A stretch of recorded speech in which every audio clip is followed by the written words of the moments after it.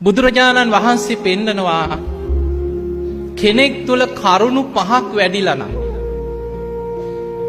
ඒ කෙනාට තමන් දිහා බලනකොට තමන් තුලින්ම විශ්වාසයක් ඇති වෙනවා මම නම් දැන් මැරුණා සුගතිය. ඒ විශ්වාසය ඔබ තුල ඇති වෙන්නේ මෙන්න මේ කරුණු 5 තියෙනවා නම් තමන් තුලින් බලනකොට තමන්ට තේරෙනවා මා තුල තුනුරුවන් ගැන හොඳ ශ්‍රද්ධාවක් තියෙනවා.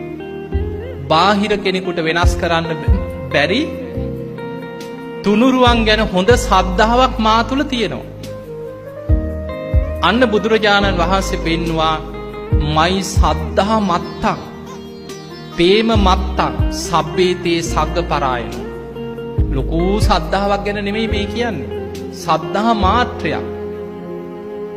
බුදුරජාණන් වහන්සේ ගැන ප්‍රේම මාත්‍රයක් හිතේ බලවත් වුණොත් සබ්බේතේ සග්ග පරායන. ඒ සියලු දෙනා සුගතිය යනවා.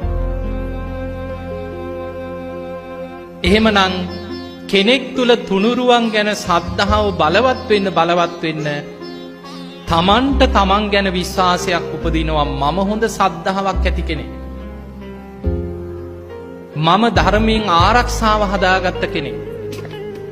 මම දැන් මැරුණා සුගතියේ කියලා තමන්ට තමන් ගැන විශ්වාසයක් එනවා. එහෙමයි අපිට හම්බෙලා තියෙනවා. දෙවැනි එක තමයි සිල්වත්කම.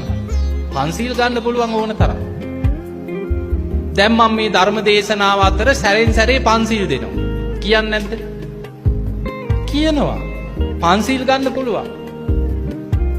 හැබැයි මේ ශික්ෂාපද තමන් තුල හොඳ සිහියෙන් ඉඳන් ආරක්ෂා කරගන්නවා කියන්නේ ලේසිද?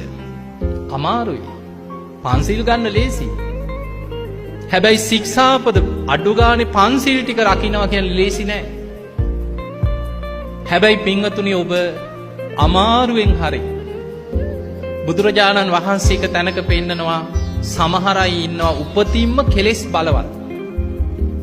සමහර අය ඉන්නවා පෙර පින් ඇති සසරේ සීලාදී ගුණ පුරපු අය. ඒ අය උපතින්ම අල්ප රජක්කයි කෙලෙස් අඩුයි. සමහර අය මහ රජක්ක කෙනෙක්